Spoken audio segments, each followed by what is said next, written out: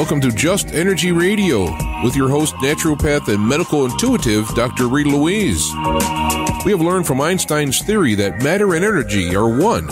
Physicists believe that all systems in nature have their own particular way of vibrating. From the swinging of a pendulum to the waves of the ocean to the light that brightens the sky each day, each of these oscillates at its own unique rate. The same holds true for every thought, feeling, event, or word we speak. Each has its own frequency or rate of vibration. What many of us don't realize is when we take everything in our universe down to its simplest form, it is all just energy. Join Dr. Rita Louise on a journey through time and space where past, present, and future collide. Today, what you believe may be called into question. What we want to know is, who made up the rules? Be brave and step outside the box. We are about to turn our world upside down and venture into the unknown. Hold on. We are departing our own beliefs and entering alternative realms. Enjoy the possibilities. Hello, and welcome to Just Energy Radio. I'm your host, Dr. Rita Louise, and thank you all for tuning into the show today. As always, yet another excellent episode of the show. Today we're going to be speaking with Brien Foerster about the lost technology of Egypt, ancient Egypt.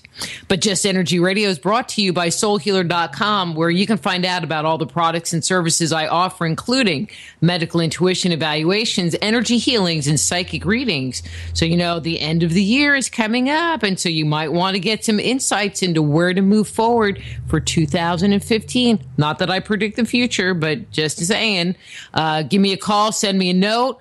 We can set up a time for a private consultation by phone, in person, and even via Skype.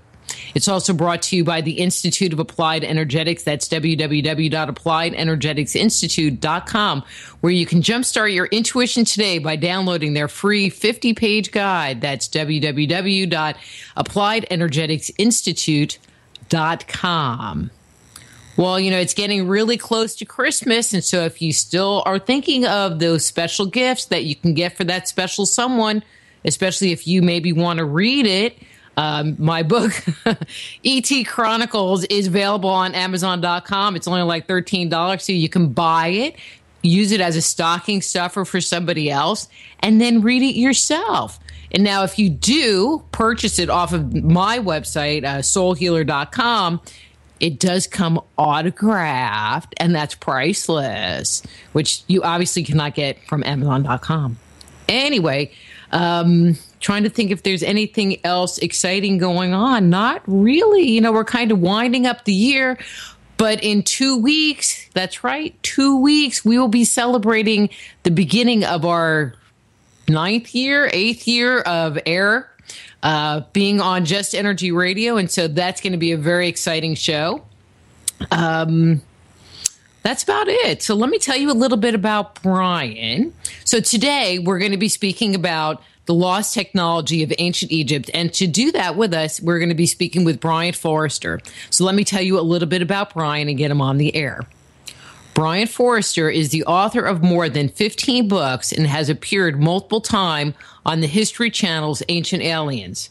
He is also the assistant director of the Paracas History Museum in Paracas, south of Lima, and runs hidden Inca tours exploring ancient Peru and beyond.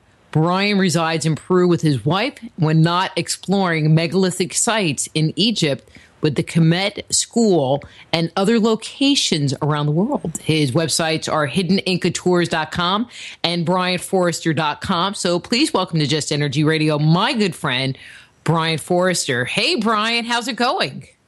It's always a pleasure to be on with you, Dr. Rita, and it's been way too long. Way too long, but you're here now, and it's all good. It's excellent. Great. It's great.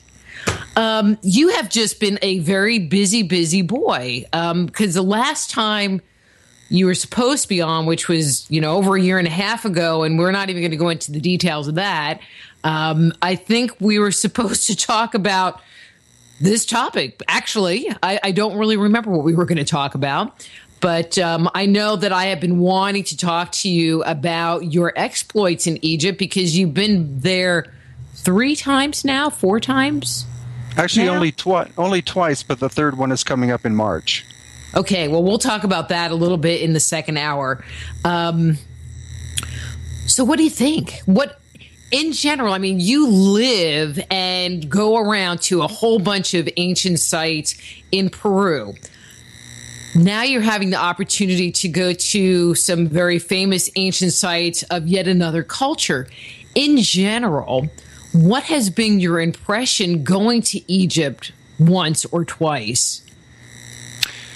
Well, Egypt is so profound, and you can't really get a sense of the scale and level of craftsmanship unless you've physically been there, because photographs and videos and books are great, but to stand in front of something like the Great Pyramid, which is 500 feet tall, makes you feel like an ant. And that's only one little thing there. Oh, I know. The number of ancient sites up and down the Nile are numerous, and each one has its own distinctive character, and that's why when we do the tour, it's always 2 weeks, because we have to cover the famous and also some of the lesser known sites, which are as profound as, you know, something like the Giza Plateau, which of course everybody on the planet has heard of. Mm-hmm. And it seems like every day, well, maybe not every day, they are unearthing more and more material, different cities, different communities that they didn't even know about 50 years ago, 100 years ago. It's just amazing. Yeah, it is amazing. I mean, quite recently they discovered, supposedly a tomb containing, or tombs or a cemetery containing up to 1 million bodies or 1 million mummies. And, that's quite a recent discovery. Was it like a mass burial, or was it more like a cemetery? A cemetery, and from what little I've learned about it, it was like common people. It wasn't like pharaohs or whatever, but they have found some skeletons 2 meters tall, which, you know, for those who don't know the metric system, that's about 7 feet. And some of them are blonde-haired and some are red-haired. That's shocking. Well, actually, it's part of the amazing thing about ancient Egypt or ancient Peru. There's so much more there that the average visitor doesn't see, and that's why I do my explorations, because it's almost endless, the mysteries that are being uncovered. Well, I mean, there's Egypt. See, I'm waiting for you to go to Australia next. That's another amazing place to me. Yeah, actually, we might be going in August, and you may have heard of the Gosford Glyphs. Yes, I have. Mm-hmm. And that's where we're going to, one of the things we're going to look at are these supposed hieroglyphics that were carved in the side of a huge rock just outside of Sydney. And that could blow open the doors of history once again. I just think that it's interesting that with all of this material that's coming forward over the last, I'm going to say 20 years, I'm going to be very kind, 20 years, that scientists, researchers, historians that are in the mainstream aren't taking a step back and going, there's something else going on, there's something bigger going on that we need to take into consideration. Well, in fact, at this point, the mainstream is being trodden over by all of the new information. They simply can't keep up with it. And thanks to the internet, we have the capability of transmitting video and audio and visual images of all these new discoveries. And either the mainstream catches up or we leave them behind. Yeah, and I mean, I think that's a good thing. Also with things like CreateSpace and people being able to publish ebooks and other vehicles for getting their information out versus going through traditional channels, which is so finite. The number of books that actually get published through a mainstream publisher, and I'm not going to make any crass comment about that. No, that's a great point, though, because things like ebooks and print on demand mean that the author is the editor, rather than having to having to submit something to somebody and then they can edit your work, that just, is not really a situation anymore. Well, I mean, there's a certain amount of editing, like my E.T. Chronicles. I'm talking about Greek myth, and I said Hercules, and they corrected it to Heracles, which is actually correct, but not something that I would think about. And they did find a lot of typos and little stupid stuff. But all right, I'm just going to make my commentary here. With doing the radio show, I get a lot of people's books and read through a lot of books, and I find it interesting some of the junk that they do choose to publish. Well, there is that as well. And then there's stuff like my work and your work that they don't even want to touch. And it's like, wait a minute, my stuff is at least that good. Well, it's one of those mixed blessings. Now anybody can write a book or anybody can make a music album. So you do have a lot of, I guess, what you could call junk out there. But, for those of us who are serious in terms of what we're doing, it means that our voice can be heard without somebody saying, well, wait a second, I have to have a transcript before before I can allow the audience to hear what you have to say. Well, I'm going to make a comment. That buzzing sound is happening again. So is it? Yeah. Anyway, we're just going to keep moving along. Okay.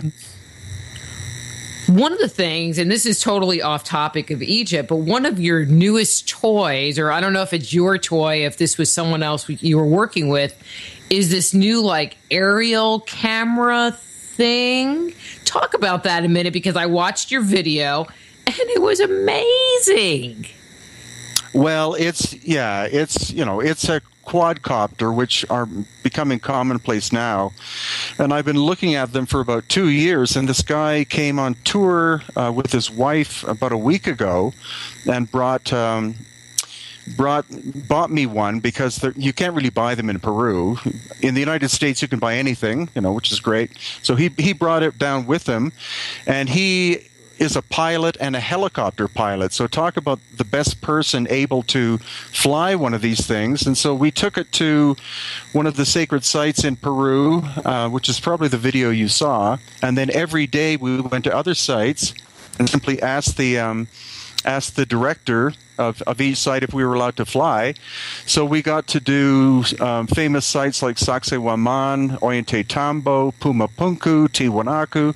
So I have a pile of video just waiting to be made into video. So I think we're all back. Yeah, well, welcome to international Skype connections. Oh, no, I got dumped too. So, it wasn't personal, Brien. Oh, thank God for that. It's that buzzing.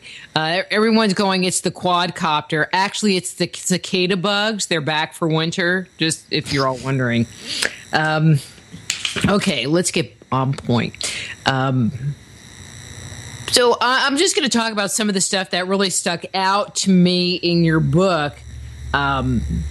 And for centuries, Egypt was a mystery until the discovery and the deciphering of the Rosetta Stone. And for the people that are listening that aren't familiar with what the Rosetta Stone is, and we're not talking about the Learn a Language software program, what was its contribution to our understanding of Egypt and Egyptian culture? Well, the Rosetta Stone, of course, has, I believe, 3 different languages written on it. It has hieroglyphics, which is Egyptian. It also has Greek, and it has Coptic. And so when that was found, they were able to finally translate the Egyptian hieroglyphics into modern languages. The trouble is that, according to experts like Stephen Mailer, that level of understanding is only the superficial meaning of the hieroglyphics. And so the actual representations on the walls are far deeper and more complex than what most Egyptologists recognize. So kind of like Laird Scranton's whole concept that the symbols actually represent something more than just a letter or a sound, but that there's actually an inherent meaning to the symbol. Yeah, layers upon layers, depending upon your ability to comprehend ancient Egyptian. You know, I have a video here. I guess you haven't seen it yet. Called Icon, Deconstructing the Archetypes of the Ancients. And it goes into this whole concept of when we have a symbol and we understand what the symbol means, and not just on the surface, that there's a whole story tied to it.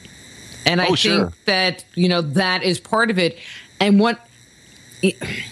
what's wonderful is that we have at least figured out what the symbols kind of mean in Egypt. Think about all the symbolism in Peru that we have no clue what half of it means.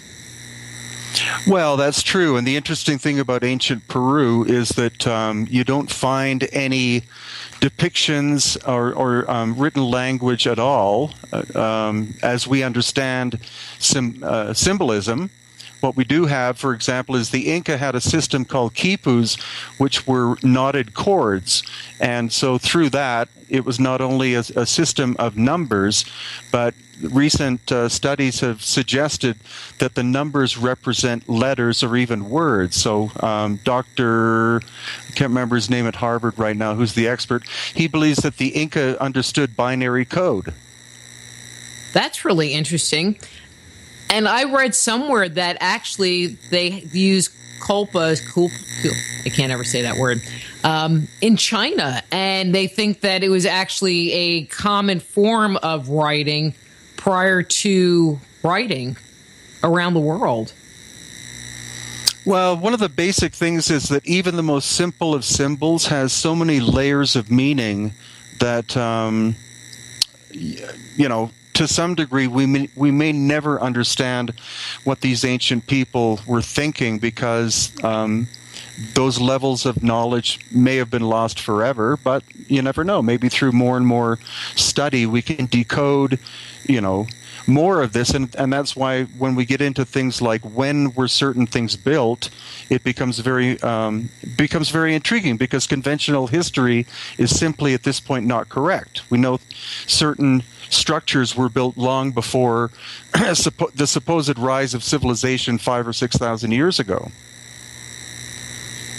Okay, well, let's just kind of take this apart. What leads you to believe that is not the case? That it wasn't, I mean, because they say that the pyramids, for example, were built in 2500 AD. So what leads you to believe that they were actually much older, or the monuments that are in Egypt are much older than that? Well, the simple thing is that we know what tools the ancient Egyptians had. And in general, at best, they had bronze tools and stone hammers.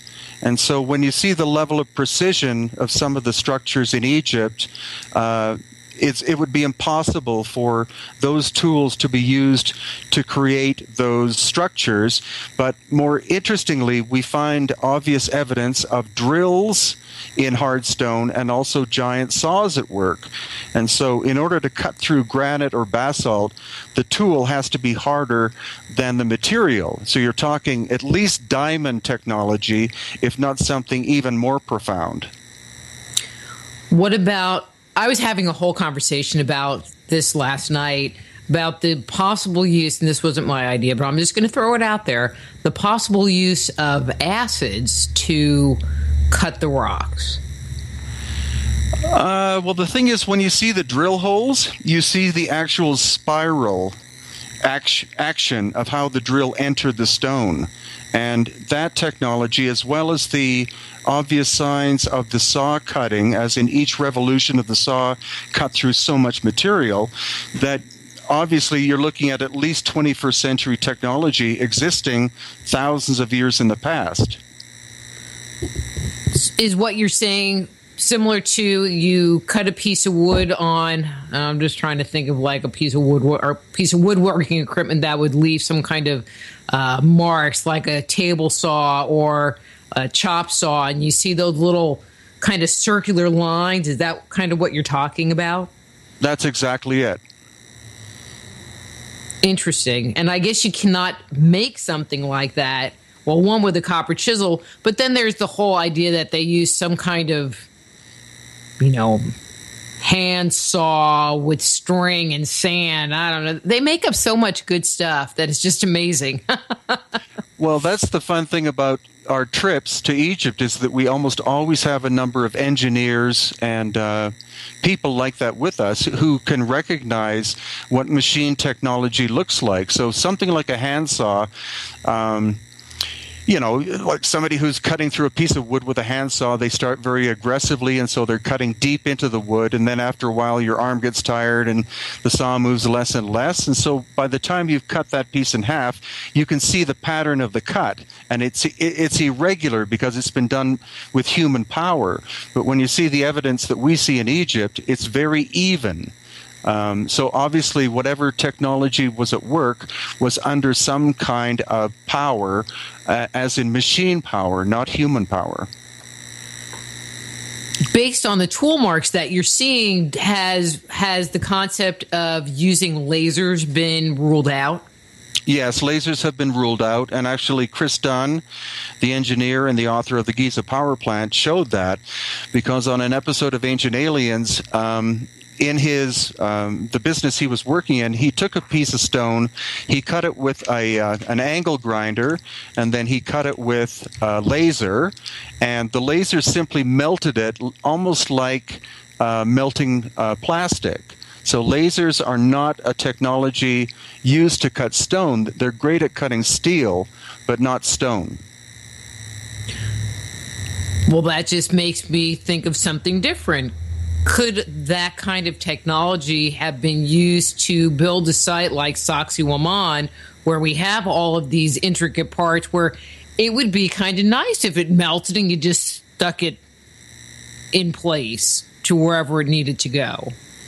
Well, that's what's really interesting, is that the workmanship we see in Peru and the workmanship we see in Egypt are equally as complex, but different technologies were at work. The stuff in Egypt is actually quite obvious because, again, we see the tool marks, but in Peru, and the example you gave of Sacsayhuaman, it is literally like they were converting giant chunks of stone and converting them into marshmallows temporarily and sticking them together. That's the closest analogy I can come up with. It's, that the technology at work in Peru is far more bizarre than that in Egypt.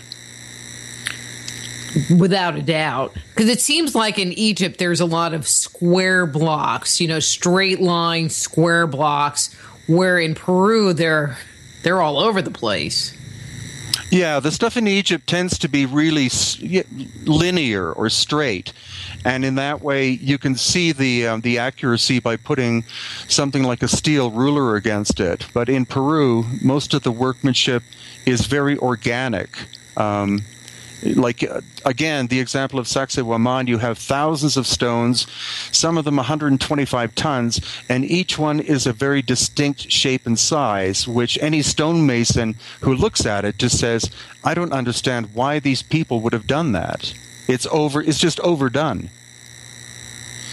Do you think that the building in Sacsayhuaman is actually older than what's in Peru? Well, as in compared to Egypt? Oh, yeah. Yeah, there. Yeah. Well, I think the commonality we're looking at is we're looking at a pre-cataclysmic work. And by that, I mean that we know scientifically that there was a massive devastation event that happened on the planet about 11,700 years ago. And these structures seem to predate that. And of course, I think you've interviewed Dr. Robert Schoch probably about that topic. Mm-hmm. But that's what we're looking at, and that's what is the key. Again, conventional history tells us that sophisticated humanity is 5,000 or 6,000 years old, but what they don't take into account is this cataclysmic event which devastated many parts of the planet. And so these stone structures may be the only remnants we have of supercultures that existed prior to 12,000 years ago. And I think where part of the problem also runs into, and correct me if I'm wrong, is that in Egypt in particular, it was common practice for the different pharaohs to white out somebody else's name or take something that was unmarked and stick their name on and say, oh, yeah, I did this. Well, exactly, and that's evident when you visit Egypt and you see some of the walls. You'll see that one pharaoh would scratch a previous pharaoh's work out, or would dig his hieroglyphics deeper into the surface. Ramses II is probably the most classic of that. Some of his hieroglyphics are an inch carved into the stone to make sure that people who came after him couldn't carve his name out. Is it really that obvious that they were putting their name over the top of someone else's? Oh yeah. Again, if you visit Egypt, we can show you multiple examples of that kind of thing. Well, that's, because you hear that, or I've heard that, but I could never figure out how it wouldn't be kind of obvious that there was a correction that happened. Well, it is really that obvious. And then, of course, afterwards, you have the Greeks came and they did some devastating work. The Romans were terrible at dismantling things and reconstructing their own temples out of older temples. And then you have the Islamic people coming in, and then modern history with devastation. So it's amazing that there's anything left in Egypt as the result of one culture, taking over and crushing a previous culture. But one of the things that's really cool is that throughout time, it was always seen, that whole region was always seen with this eye of magnificence. And it wasn't totally deconstructed, and it was left there and preserved. Well, yeah, we're very fortunate, especially that structures like the Great Pyramid and other pyramids are still there, that they weren't totally taken apart.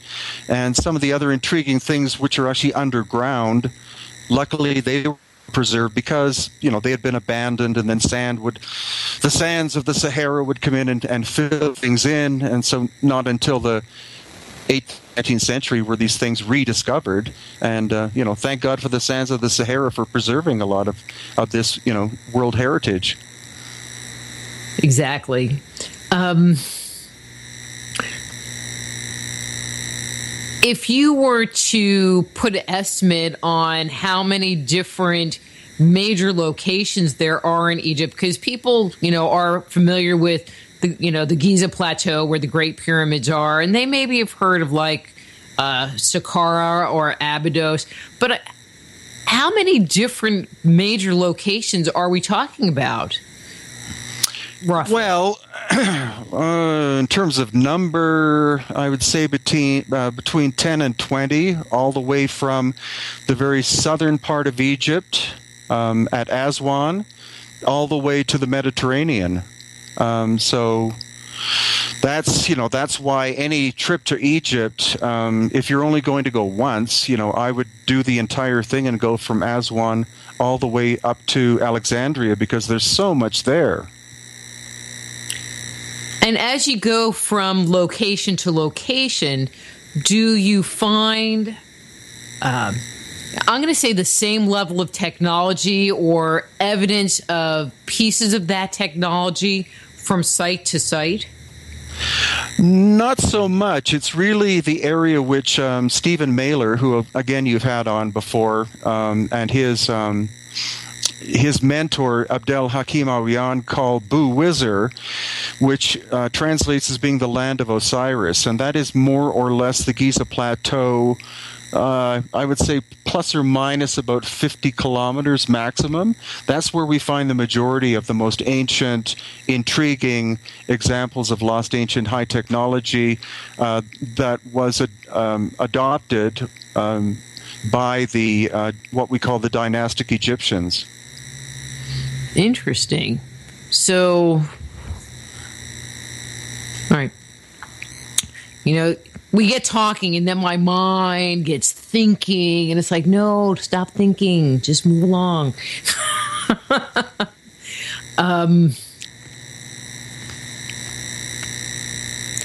So we're talking about an area. all right, we have the Great Pyramid, and then we have pyramids like the Bent Pyramid, the Red Pyramid, et cetera, et cetera. Are they also in this region of Egypt, or are they more spread out?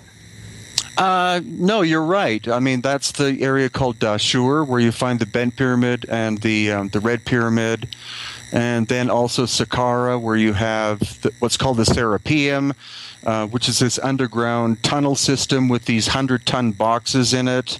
It's that general area which, to me, is the most intriguing.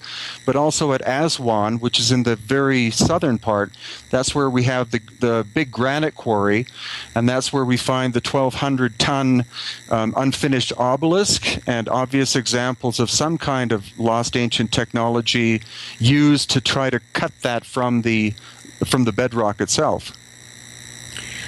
And I think that is amazing. In that location, do you believe that that's where they did their primary quarrying for these other locations? Yeah, it seems that most of the red sandstone that you find, red granite that you find in many places, like inside the Great Pyramid, there are these massive slabs of red rose granite, and in many other places, that the Aswan quarry, which is 500 miles away from Giza, that's where all or most of the red granite was carved from. So then, of course, you get into the question of how did they cut it, how did they transport it, how did they shape it, how did they finish it, how did they put it into place, etc., etc. I don't know. And then how did they carve it to such precision, too? You know, there's the shaping of the stones and, how they're nice and square, but then there's actually the carving of the hieroglyphs on some of them that is amazing. Well, that's true. And again, I go back to people will have to look it up on the internet, and that's the Serapeum, Serapeum. Serapeum. And Chris Dunn was in there with his machine tools, as in straight edges or rulers, which are accurate within 2/10,000ths of an inch. And that's how perfect these surfaces are. They're as flat as 2/10,000ths of an inch of being away from being laser perfect. And you couldn't do that with bronze chisels and stone hammers.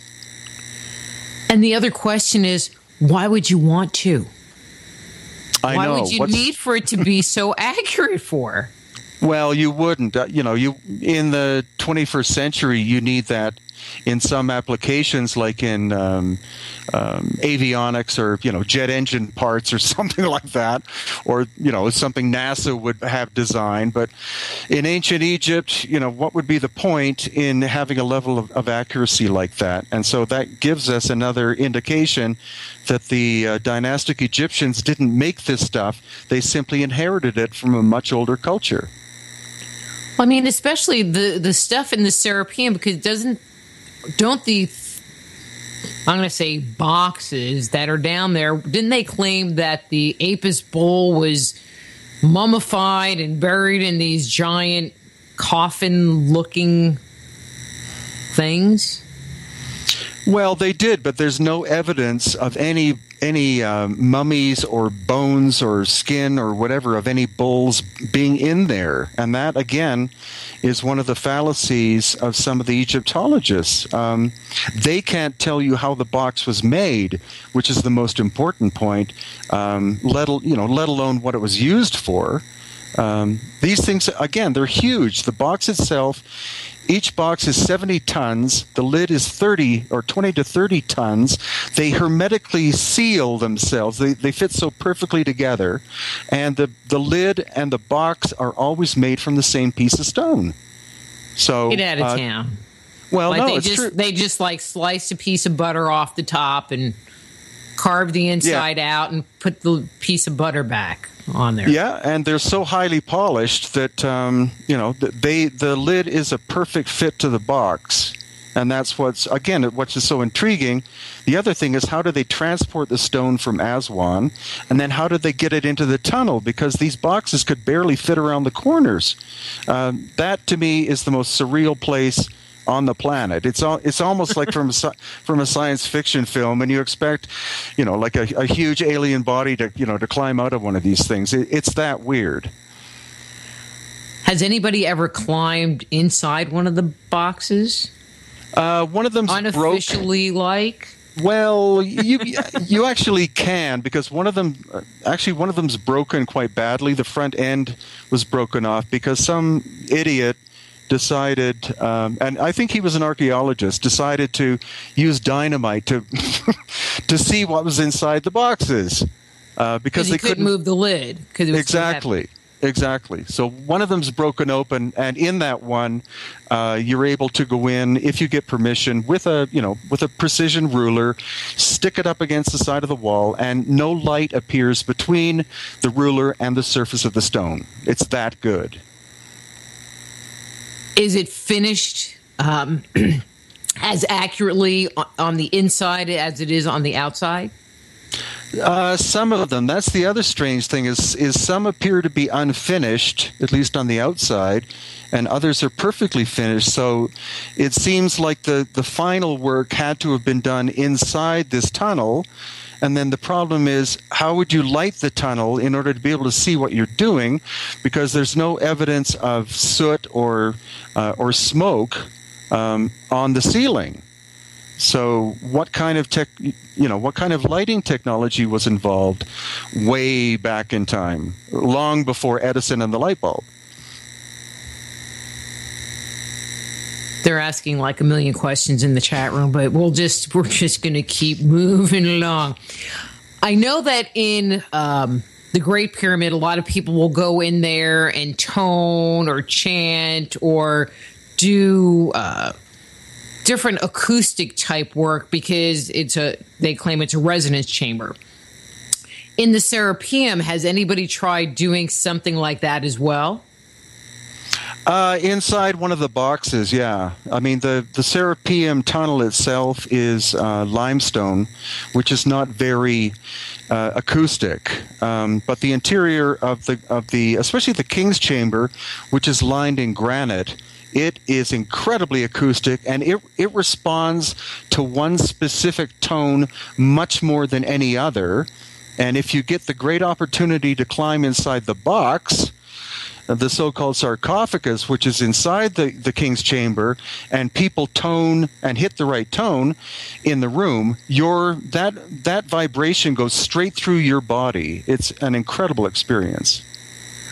I will guess you've had that experience, Brien. Twice. And in March, 3 times. Well, cool. From an alternative perspective, have you heard of any beliefs, or has anybody thrown out any ideas of what the Serapeum was used for? There are many, not many, there are a few different theories. I think probably the most logical theory is that the Great Pyramids, like all 3 of them, as well as the Bent Pyramid and the Red Pyramid and a few others, but not many others, were all part of a giant energetic system.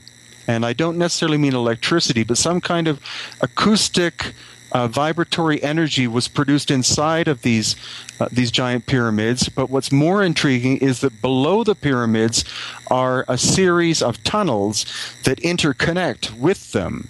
And so water used to run through this labyrinth system of tunnels under the Giza Plateau, and that may have produced the vibration that triggered or made these pyramids function as vibratory auditory structures, again, thousands of years before the existence of the dynastic Egyptians.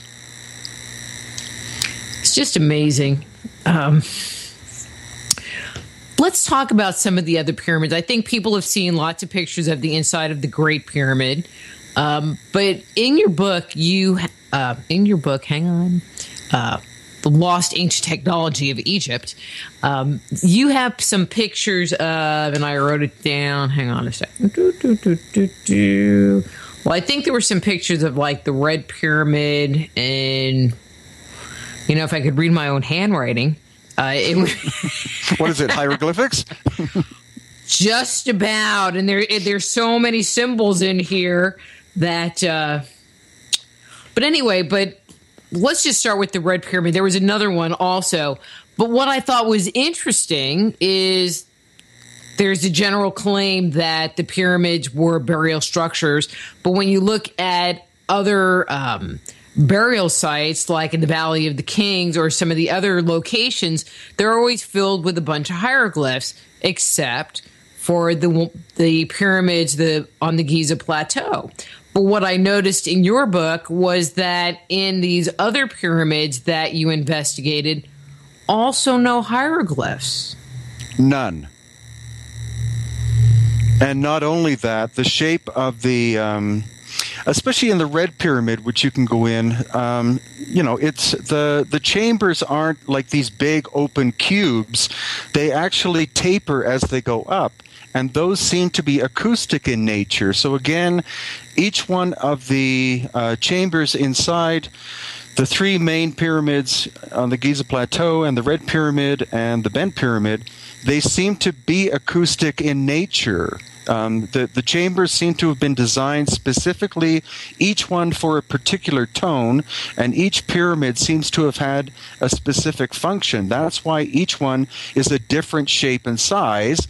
And that's also why the Bent Pyramid was not a technical mistake, as some academics believe. It was designed on purpose to perform a specific function. Kind of like a B flat. Well, actually, it was Buckminster Fuller, the famous Canadian designer guy, who looked at it, and he said, those two angles are on purpose. And when you take the name of the Bent Pyramid, which I temporarily have forgotten, well, at least the Egyptian part of it, but when you translate it, the name could mean double harmony. And that is why it has the two angles, because it had two harmonic functions. Very interesting. See, now that then it just brings up this whole, why would they use resonance and sound, and what were they either generating from it or producing with it? Because that just kind of adds in a whole other dimension, and it's a dimension that we don't really have the access of knowledge yet. We don't really work with vibration and sound per se in doing stuff on the planet.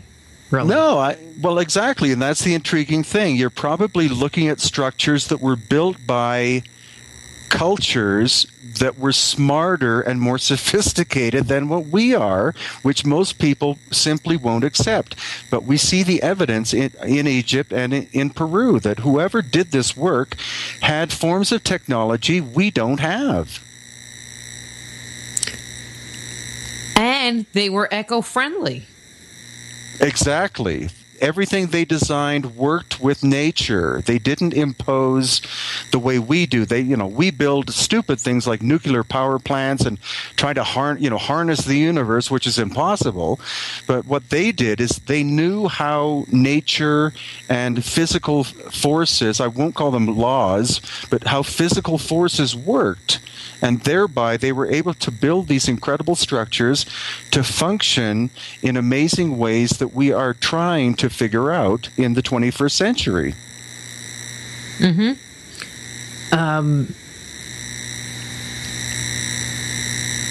And I don't know that we will ever get back to that place. I mean, unless we had some kind of massive paradigm change that would take us out of this external materialistic thing. When I think of resonance and vibration, I think of energy, and I think of energy medicine and intention and using intention to create. And it would be really cool if that's what these things were like giant manifesting machines or something. Well, I think, when you get into people like Tesla rediscovered stuff. I don't think he invented what he was working at. He was rediscovering ancient knowledge. And of course, that's why he was shut down or killed or whatever.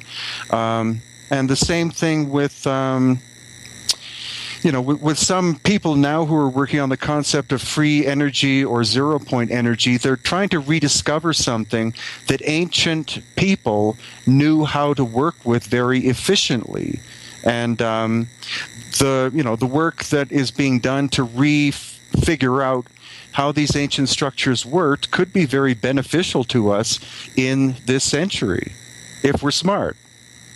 But then again, it's not like they had a blender that they needed to power. So if these things were some kind of energy generators, what were they generating the energy for? Or were they working in some other way that we're not even looking at? I think that's exactly what they were doing. I think that they were possibly setting up some kind of, you could even call it a force field or a vibratory area where they were able to access levels of reality that we don't comprehend. I think they were, whoever they were existing way beyond the six senses that we have. And even the Kemet school talk about ancient people having 360 senses, and now here we are down to 5, or some of us are blessed with 6 of them. But again, you're looking at what we often talk of the golden age of humanity, where people had incredible abilities, which hopefully will have the capability of try to relearn and reignite for the betterment of ourselves and our future generations. There were a bunch of questions in the chat room. Let me hit you up with a couple of them. So one person asked, and I think it was Canoe, now that you've seen the Sphinx, there's the whole controversy that the head has been recarved. If you were to pick, if you believe that that's the case, what do you think the original head was? The head was definitely recarved. I can say that with 100% security, because I'm actually a sculptor. I've been a sculptor since I was a kid. And so when you look at the Sphinx, the erosion of the body is far more in excess of that of the head. And so the head was definitely recarved during dynastic times, because one of the pharaohs either wanted himself depicted on it or maybe his mom. And originally, according to Stephen Mailer and others, the Sphinx was a lion. The head was that of a lion, not a human being. What of the concept of a jackal? I mean, that's the other one that I've heard. I've heard that, but personally I don't believe that. I think it was a lion, because the lion is a very powerful symbol in terms of the matriarchal nature of the dynastic and pre-dynastic people. They were not, contrary to what some people think, and this is very controversial, but the Kemet school believed that the pharaohs were not men, they were actually the women. The man was simply the one who spoke, but the power was the woman, because the woman carried the bloodline. So pharaoh comes from the word perah, which means the high house, and the high house was the woman. Well, it's like that in Native American cultures. Even though there's the chief, the women are running everything.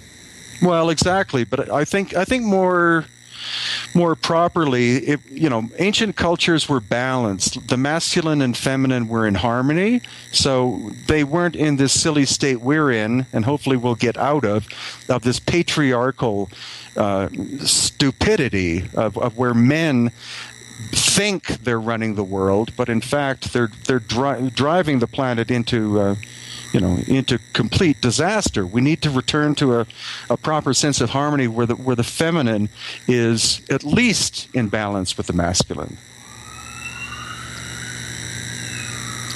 Okay, so this is an interesting question. If you've asked a question I haven't asked it, please don't hate me. And this is from Bill in New York, and he says, why hasn't any physical evidence of this technology been discovered during archaeological exploration? Well, the answer to that is it could very well have been. They could have found the parts of machines. However, due to the somewhat narrow-mindedness of how some Egyptologists work, anything that didn't fit their paradigm would immediately be hidden in a warehouse, just like in Indiana Jones, where the Ark of the Covenant is stuck in a box, a number's put on it, and it's shoved away so that nobody can ever get at it. I think that's one answer. The other answer, which is a little more extreme, is that whoever built these structures came their tools with them.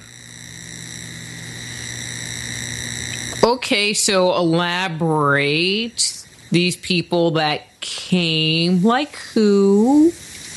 Well, I at this point, I honestly don't know, but I'm open to the idea that some of these structures may have been built by people who are not from this planet. That's going out on a limb, but I'm open to the possibility because the level of technology, the size of the constructions, are just so profound. Again, if you see them in person, that I find it very difficult to think that human beings, ancient human beings were capable.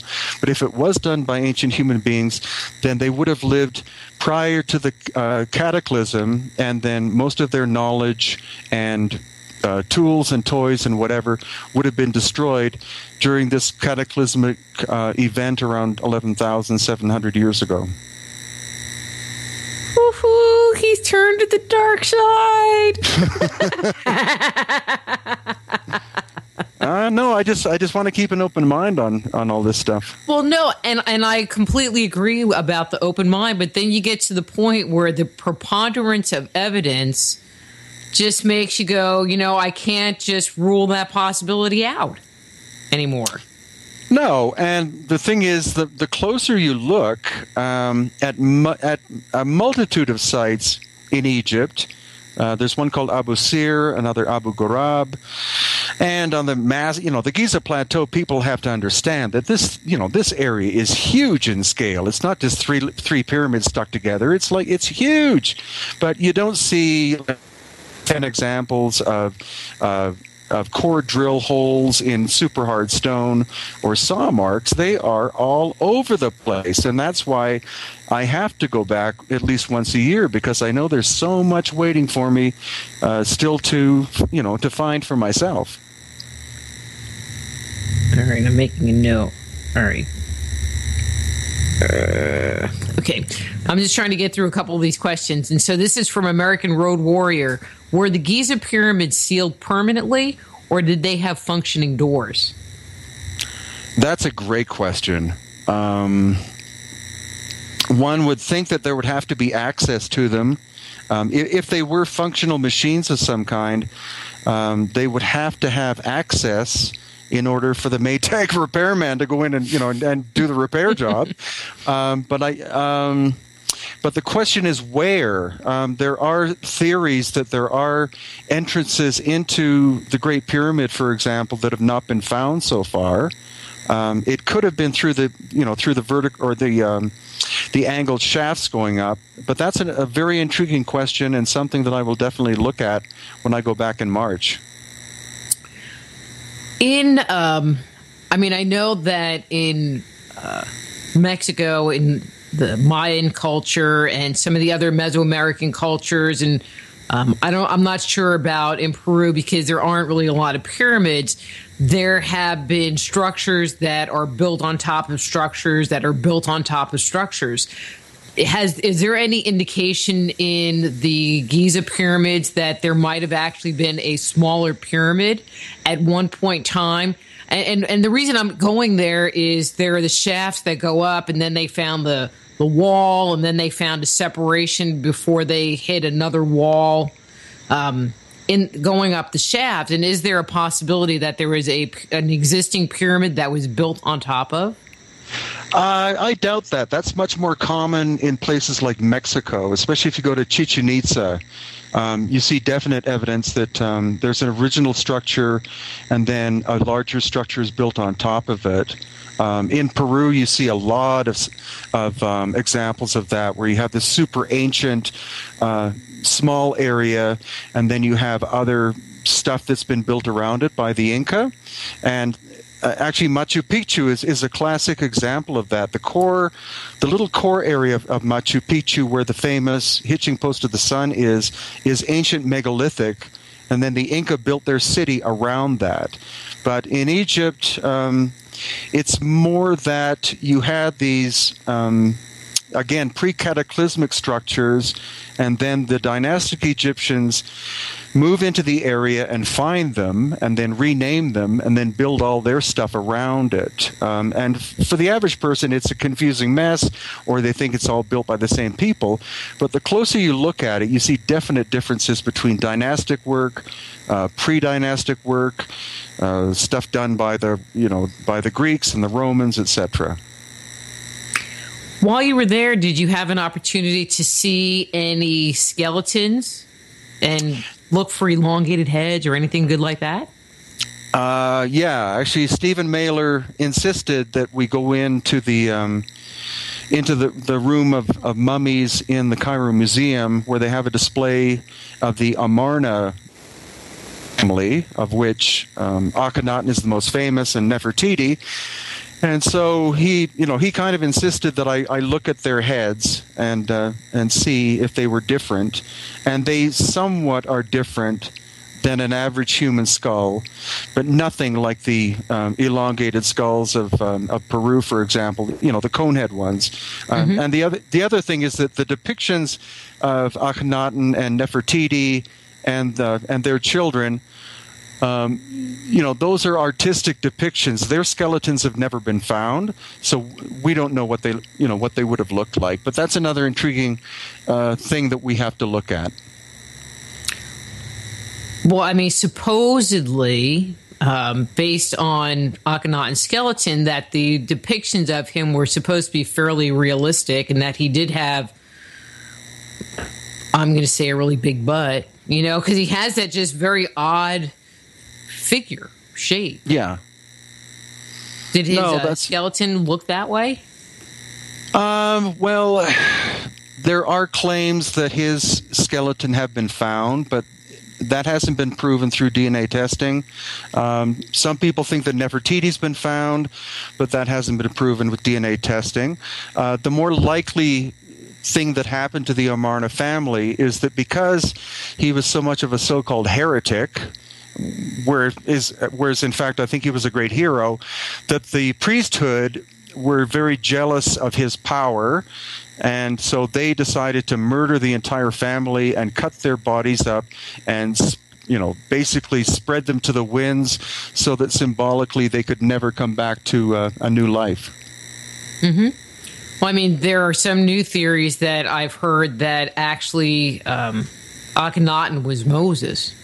So, so you wouldn't find his body because he left. Yeah, actually, that's the subject of Stephen Mailer's second book, From Light into Darkness, which is a great read if you haven't read it. It's a brilliant book. Well, anyway, the music is going to come up, so we need to go to our break. So I'm Dr. Rita Louise. We're here talking to Brien Foerster about his book, Lost Ancient Technology of Egypt, and we'll be back with Brien after these words from our sponsors.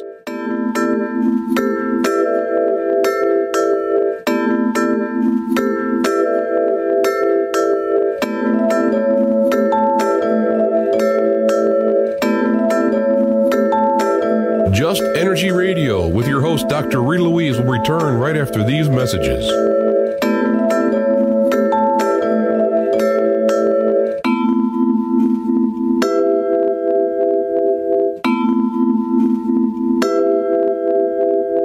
You're listening to IRN, the Inception Radio Network, Chicago, Illinois.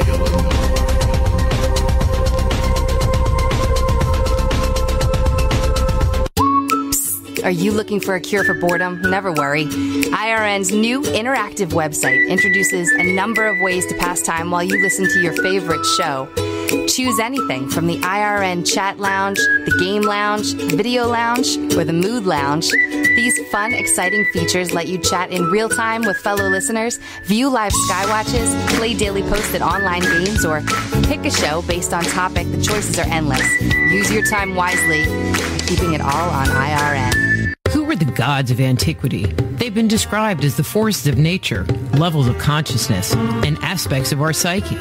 Stories that depict their incredible weapons, their flying machines, and their amazing adventures are characterized as being the product of our ancestors' fanciful imaginations. But what if the tales of the gods are true? Did the writers, chroniclers, and scribes of our distant past actually document a realistic view of our origin? My latest book, Man-Made, The Chronicles of Our Extraterrestrial Gods, looks at our most ancient legends. Learn of the torrid romances, elaborate plots, violent scandals, and conspiracies that played out in antiquity. Find out the role the gods played in the life and culture we have today. If you want to find out the truth of who we are and where we come from, order your copy of Man-Made today. For more information, go to www.manmadethechronicles.com. That's www.manmadethechronicles.com. Hello, Inception Radio Network listeners. This is Amanda. Remember, you can take your Inception Radio shows on the go. Just download the Inception Radio Network app for your iPhone, iPad, or Android smartphones and access live shows, past shows, guest lineups, and much more. Just visit the iTunes Store or the Google Play Marketplace and download it today for free.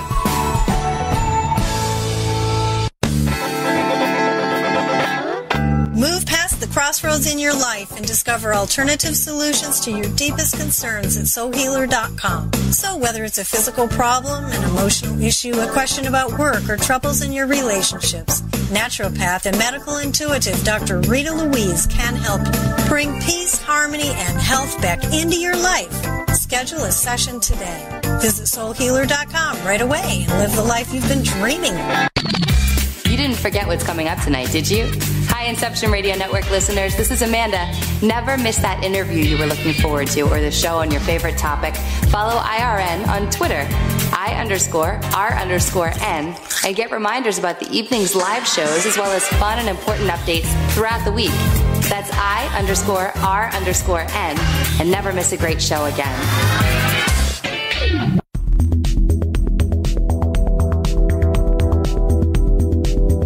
We only have a couple of seconds before we have to get back to the show, and I want to tell you how you can jumpstart your intuition today.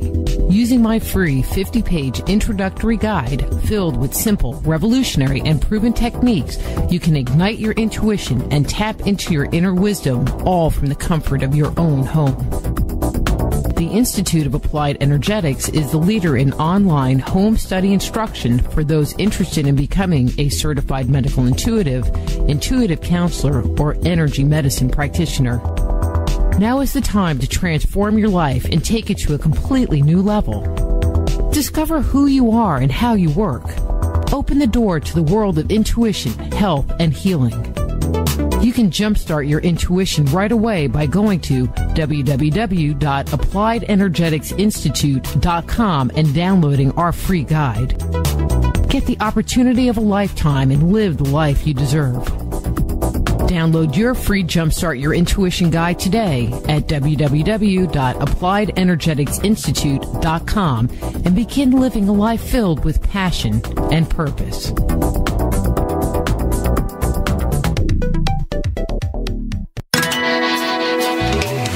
Computer? Is your internet connection down? Don't worry. Use your trusty cell phone or landline and call into our listen line at 401-283-6700 to listen to the Inception Radio Network 24/7. Again, that call-in number is 401-283-6700. For the Inception Radio Network, I am MJ. Go deep inside yourself and venture into the realm of the unconscious mind with my Meditating on the Kabbalah guided imagery audio CDs. Discover who you are and what you want in life. Meditating on the Kabbalah can help you to open, clear, and revitalize the energetic pathways of your subtle being.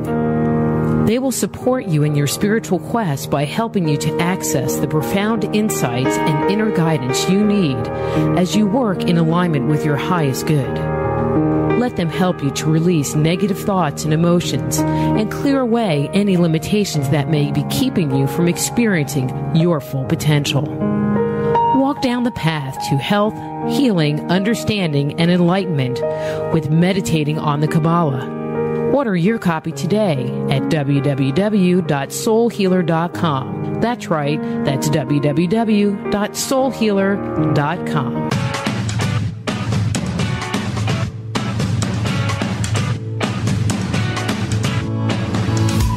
Hello, Inception Radio Network. Would you like your favorite show to be played again live on air? Well, now the choice is in your hands with IRN's live request portal, an easy way to request your favorite show with a simple click. IRN's live request portal now gives you exclusive access to all of the shows. How easy is it? Simply type a show name or a guest name, click request, even write a dedication message, and that's it. Try it now. Simply visit InceptionRadioNetwork.com, click on the live request tab under the show menu. Now playing your favorite show is just a mouse click away.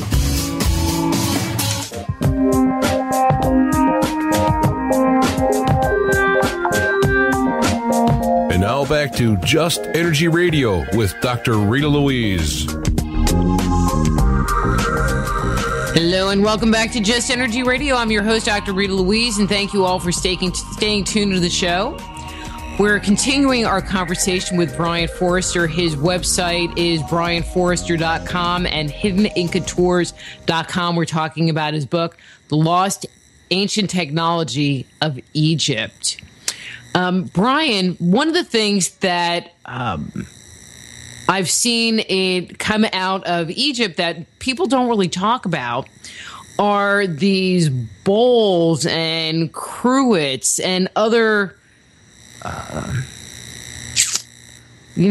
things that you would have in your house. I don't want to say plates, but bowls and canisters that are amazing.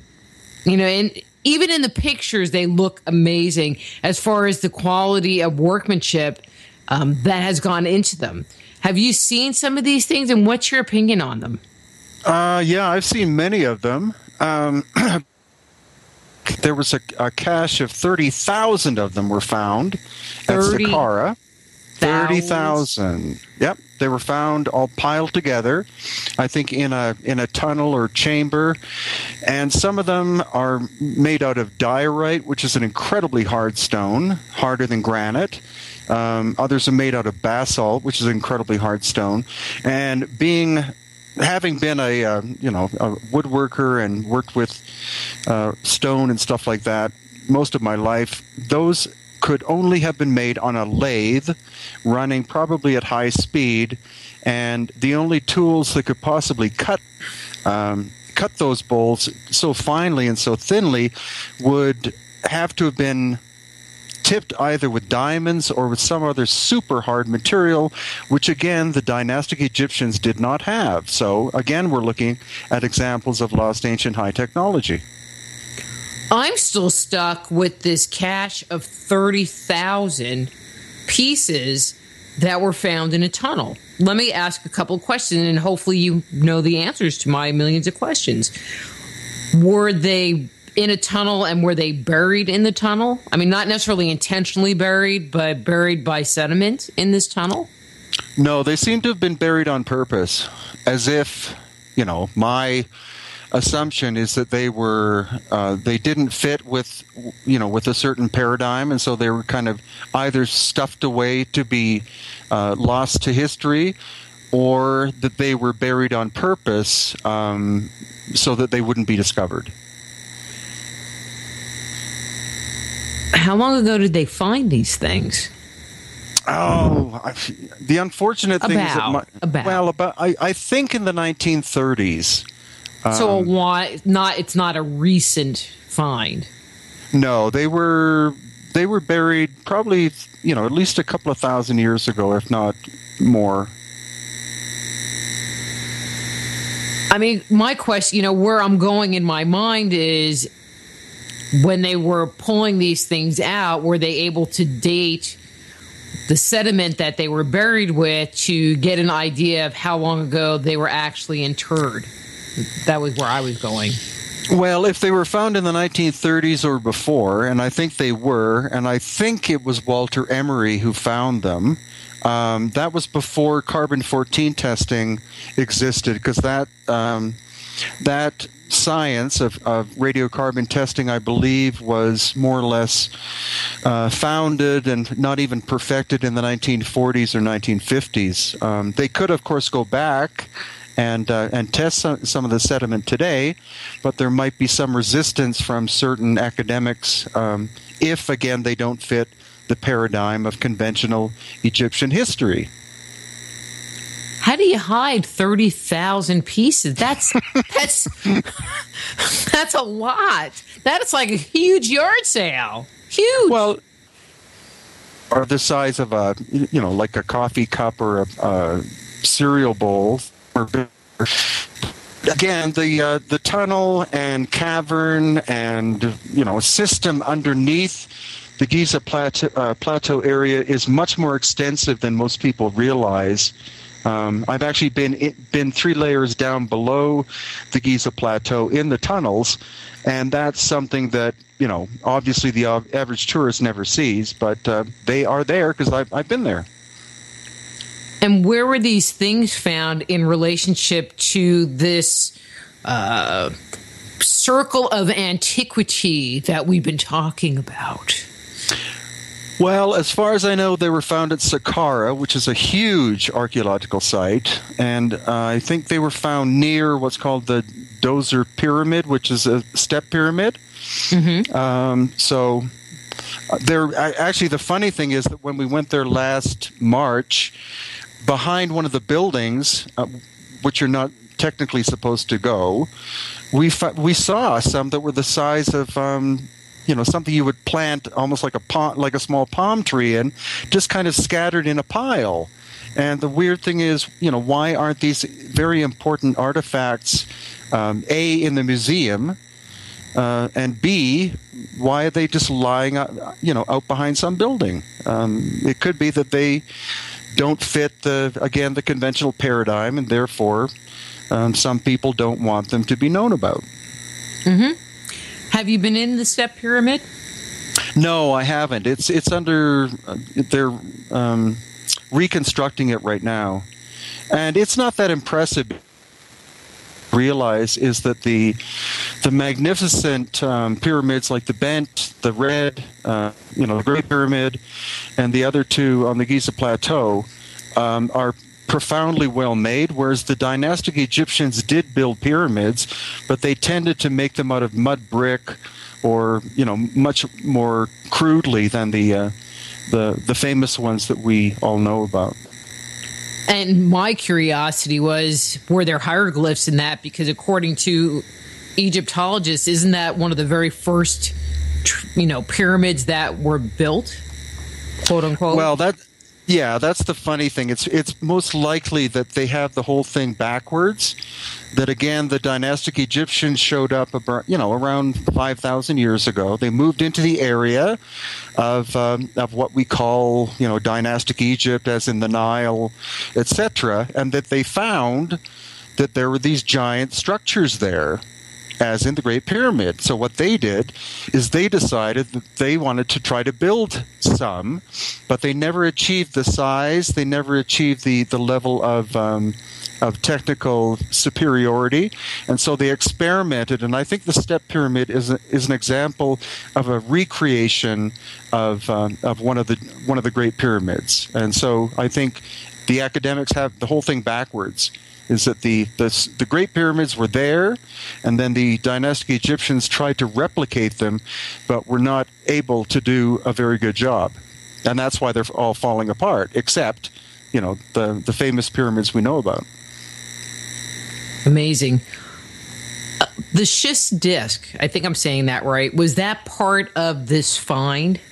I think it was. Yeah. And for the people that are listening that aren't familiar with what that is, can you give them a general explanation.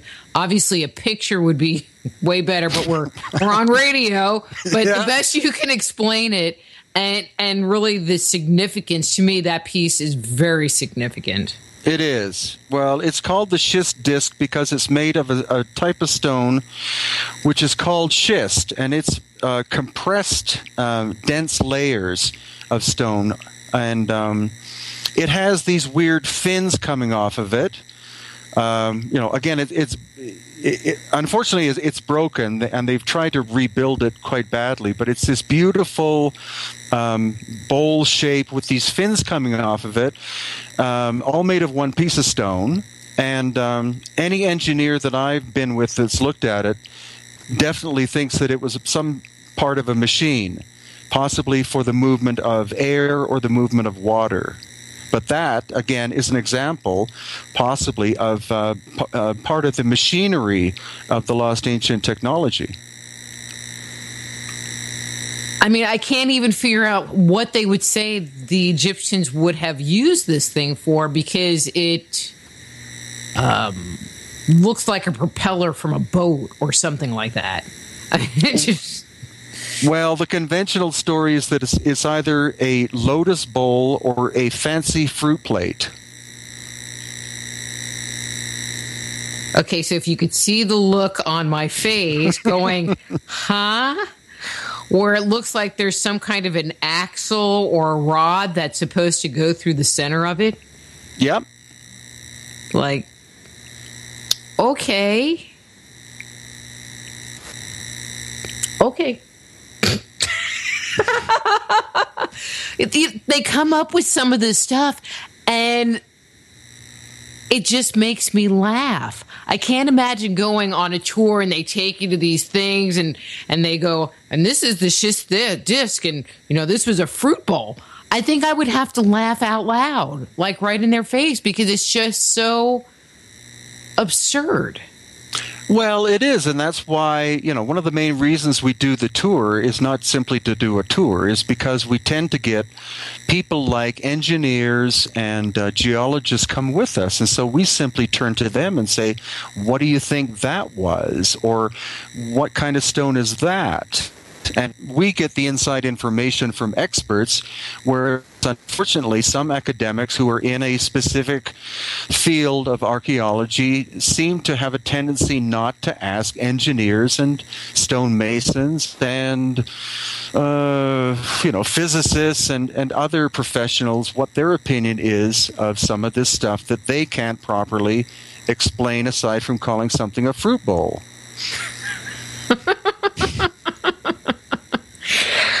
Right. How big is this thing? I mean, if it's a fruit bowl, are we talking it's, 18 inches in diameter? And I'm being really generous here. No, it is. It is. I think it's about 18 to 20 inches in diameter. Oh, so it's actually really not that big. The images make it look like it's rather large. No, but it does, it does look like what one could call an impeller, or some part of a rotating thing for moving, again, either air or water, because, why else would the fins be there except to hold up the stalks of the lotus plants you're sticking at it? It's just ludicrous. It's the bottom of a blender for one of the giants. Or it's a way to keep oranges separate from the pears. That's what the fins are for. That's why this conventional conventional stuff sometimes does make you just want to crack up, because it is kind of goofy, really goofy. One of the things that I've, in my looking at material that has come out of Egypt, especially when talking about the high technology, are all of these images of drilled holes and holes over here and holes over here and holes over here. And even coming out of Peru and some of your material, it's like they got this drilled hole over here and this drilled hole over here. What were they drilling the holes for? Have you seen any evidence that these blocks were joined together and these holes were actually joining pins, or they were part of some kind of a drainage system? Why drill all of these holes? That's the strange thing, because you find that, you don't find any real pattern with the holes. They sometimes you'll find one in a piece of stone, or sometimes two are the biggest one we found was last March, and it was, what is it? It's about 7 inches in diameter, and the thickness, like it was a tube drill. And if people don't understand what that means, it is literally a tube. And in modern mining, they use that for drilling cores into stone to find out if there's any, gold or silver or whatever in it. And so the end of the tube has a bunch of diamonds encrusted in it. So the end itself is thicker than the tube, because that's where the diamonds are to be able to do the cutting. But this 7-inch, and it's at least 7-inch in diameter tube drill hole we found, and luckily it was broken in half, so you can see the layers of cutting. It was less than 1/8 of an inch thick, and we had mining engineers with us from Australia who are accustomed to tools of this nature, and they just looked at it and said, "We don't have technology like that."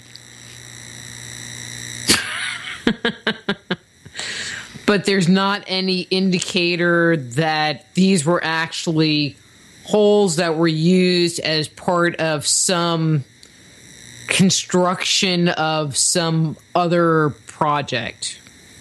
No, at this point they're a real mystery. In some cases, they were recycled by the dynastic Egyptians for acting as a door swing. So a stone would be put inside, and then that would be the pivot point. But you literally find them spread out all over the field, especially in this one site called Abu Sir, where there are many of them, and there's no... because the site's been so badly damaged and the stones are thrown all over the place, it's impossible to try to put them back together. But they are what one would call a real smoking gun of obvious technology, which is at least as sophisticated as what we have today, if not more so. Oh, I think more so. Just speak a little bit about the K-stones and some of the cut work that you find on the pyramids and in some of these other sites that is very reminiscent as far as fit-wise to what you find in Peru. Well, we're fortunate in that some of the casing stone, and that means the outer layer of the Great Pyramid and the other pyramids, are still intact. And so the tightness of the fit of those casing stones are so close that you cannot fit a human hair in between in the joint. And again, how that was done and why they would bother is a great question. And you find the exact same thing in Peru and to some degree Bolivia. These walls where literally you can't fit a human hair in the join, and the walls are 3 to 6 feet thick, and they're not hollow in the inside. That perfect joinery goes from one end to the other. Again, probably defies modern technology. Probably? Just probably? Well, I like to be conservative and say probably. I mean, Chris Dunn again, who's the great engineer. When he's asked, could we do this work today, he would say yes, but why would we bother? Like, we don't need tolerances of 2/10,000ths of an inch from laser perfect on a surface. It's crazy. But these people, whoever they were able to do it, and that was their state of the art at the time.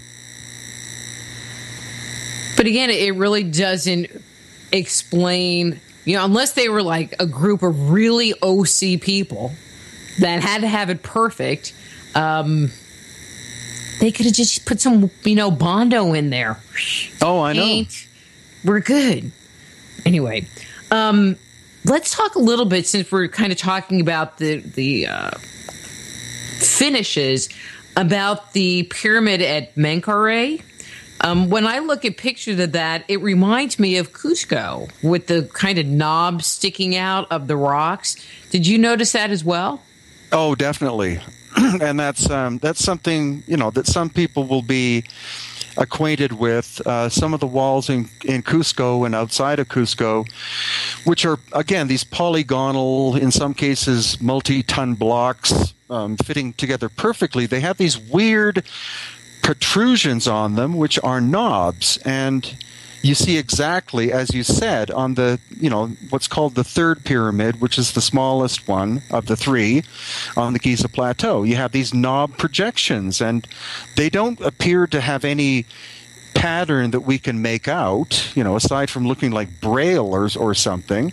So the mystery is, why would these two, in these two completely different parts of the planet, both showing signs of lost ancient high technology, why are these knobs there? And nobody so far can properly explain, what they were for. In one image in your book, I'm just going to keep plugging it here, Lost Ancient Technology of Egypt, there was an image of this pyramid, and on one part you could see the rough stones with the knobs, very reminiscent of Cusco. And then there was an area off to the left-hand side where it looked like it was the stones that they had like carved the case stones out of these stones that were all rough-hewn with the knobs. Is that what happened, or am I just misinterpreting that image?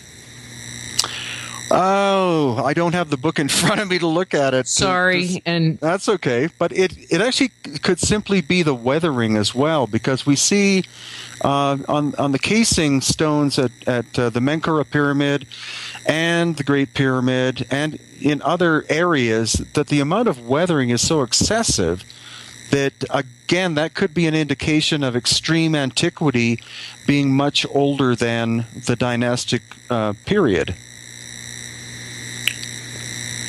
Good point.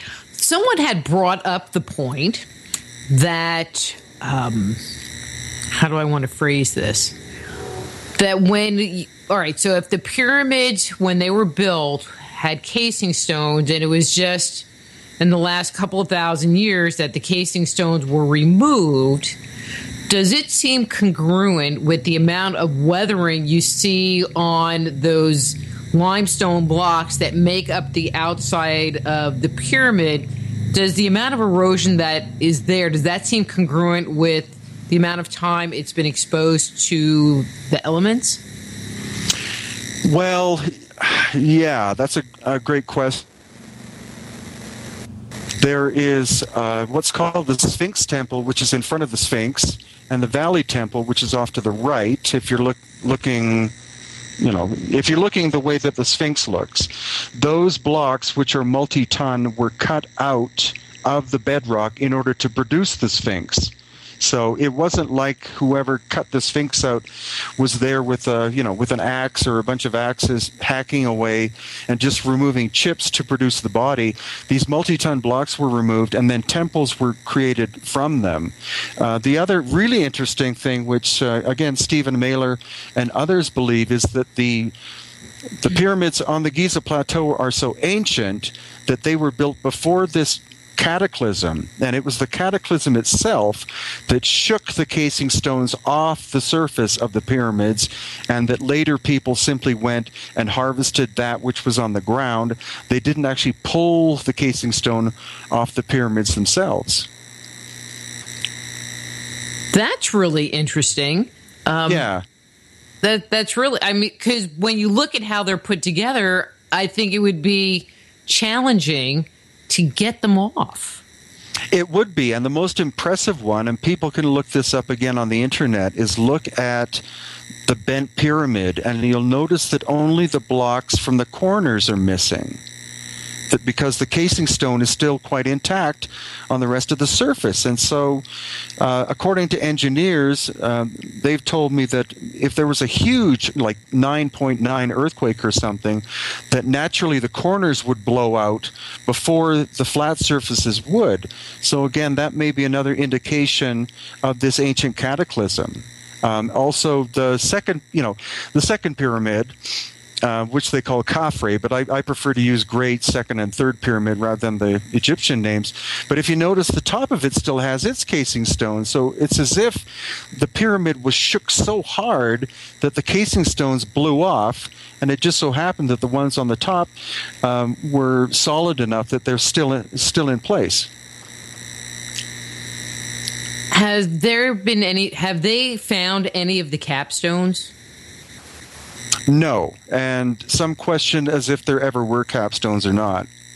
And if there were, some theorize they were gold, so they, of course, would have been plundered. Okay, so this question's come up a couple of times, so I'm going to go ahead and ask it. And this is from Carol, and someone else asked the same question before the break. Does Brien think there is a treasure trove, or the hall of records between or beneath the paws of the Sphinx? Great question, and answer is hopefully quite intriguing. And that's that when Dr. Schock, Robert Schock, the geologist, who has estimated the age of the weathering of the Sphinx to be at least 10,000 years old, and he's been backed up by 200 geologists from around the world, they did echo sounding in front of the Sphinx, and they found these hollow areas, but nobody would allow them to do any excavation. But when we were there in March, there is a walkway that goes down that's made out of wood. And there's now a platform in front of the paws of the Sphinx. And if you look at it, you notice that it's made out of giant panels that can be removed.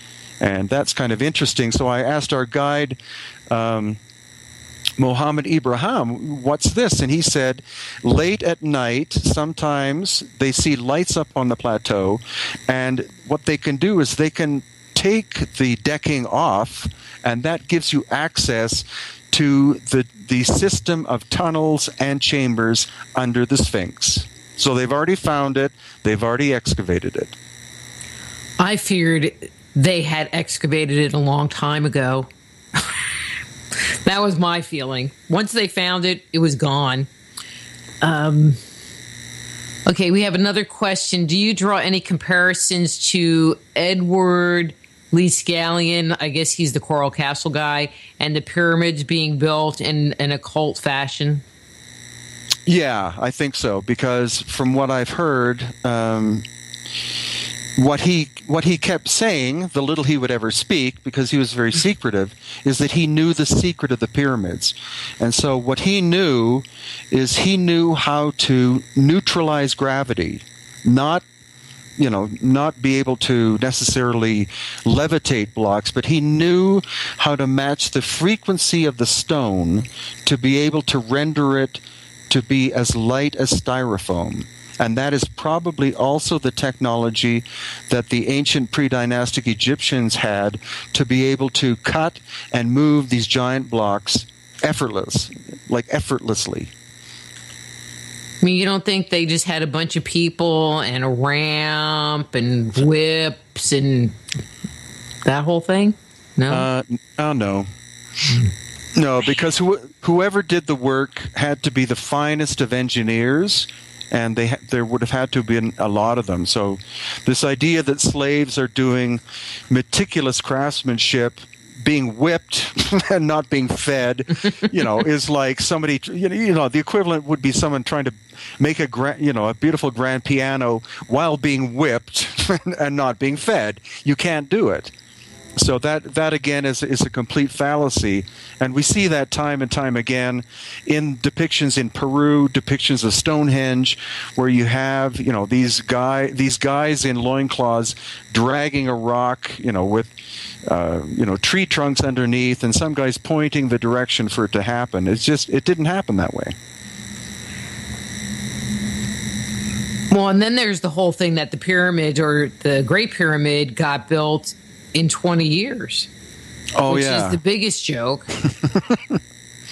Yeah, because some have calculated that if it was done in 20 years, and because the Great Pyramid by itself is composed of 2.3 million multi-ton stone blocks, each one would have to have been cut, moved, shaped, lifted, and put into place perfectly every 2 minutes.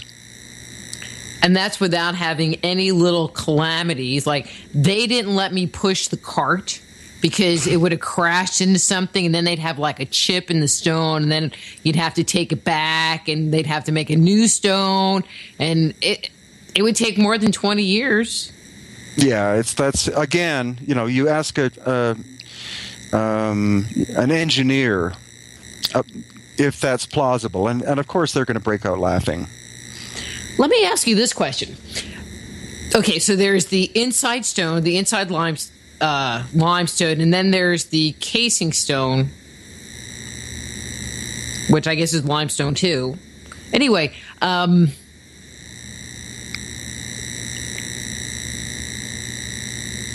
had a great question, and now it just totally left my mind when I went on this whole rock thing.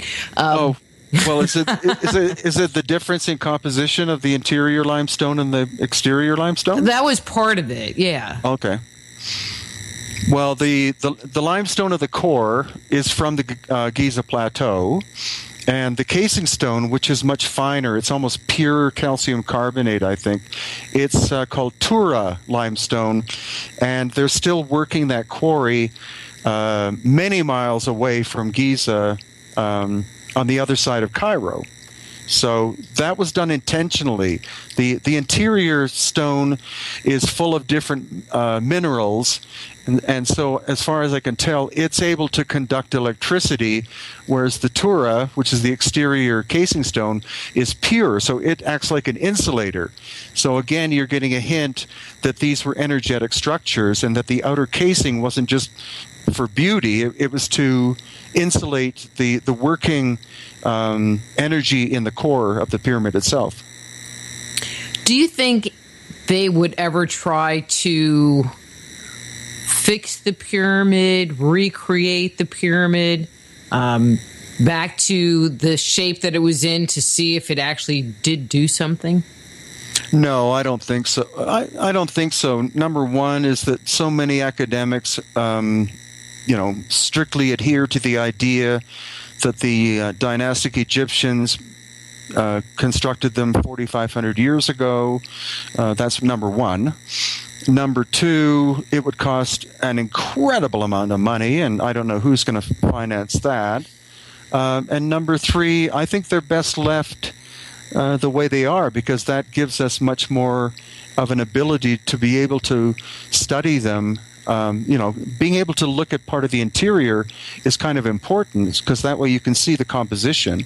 If you seal the whole thing off and make it look pretty, then that makes it, something from Disneyland and no longer something that you can scientifically study. So the same thing, fortunately, with places like Machu Picchu in Peru. It's in the state that it was found 100 years ago.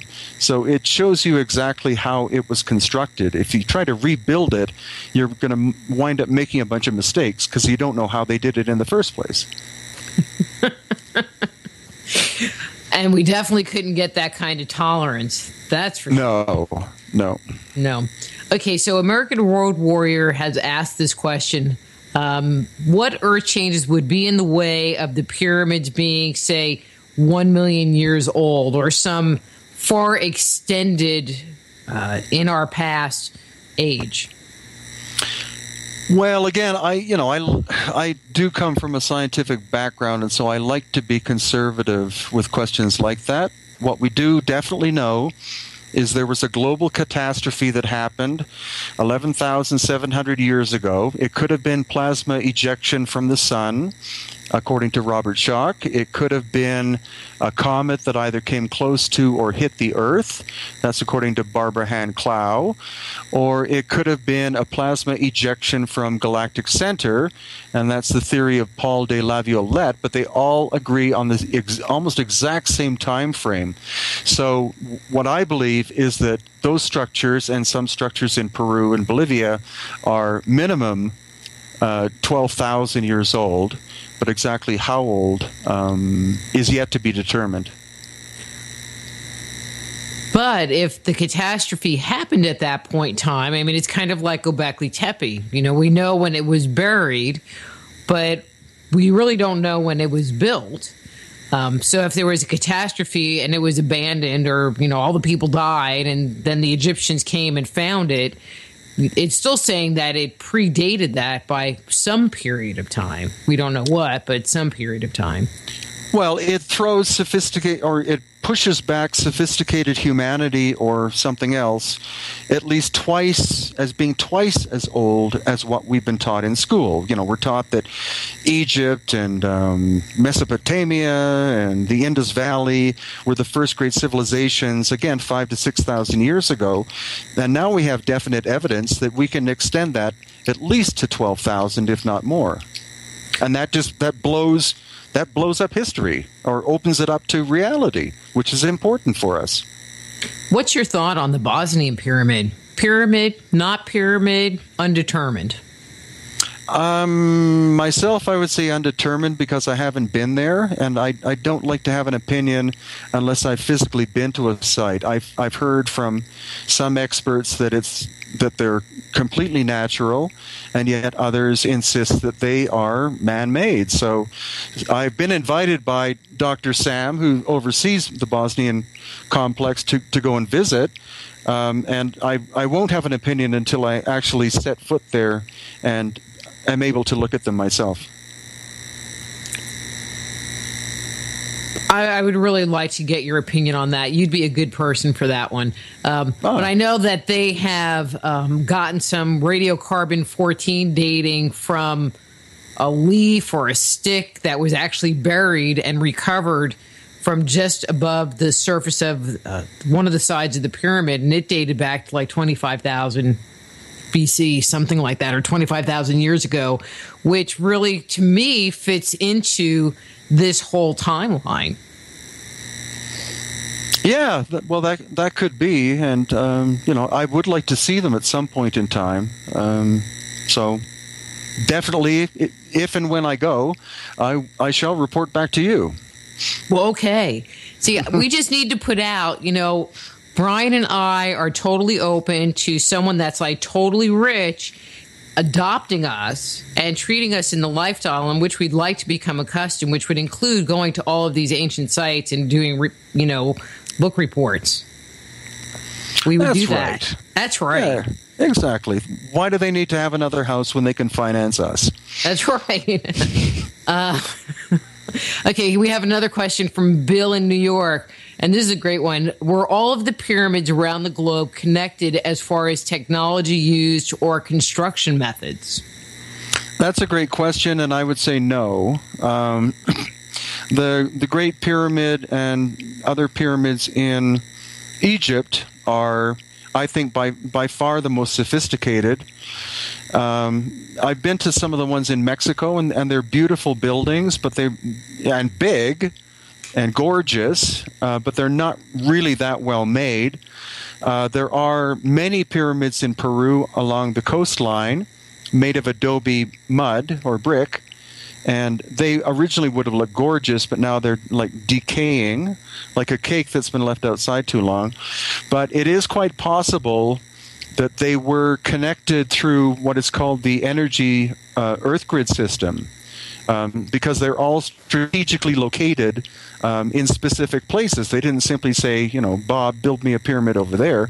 They're built intentionally in very specific sites. So at one point in time, many of them may have been energetically connected by different cultures.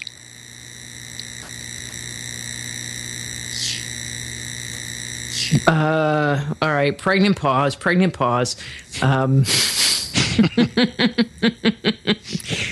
Sorry, I have to really stop looking at the chat room thing because I'm like looking for questions and then I get really distracted.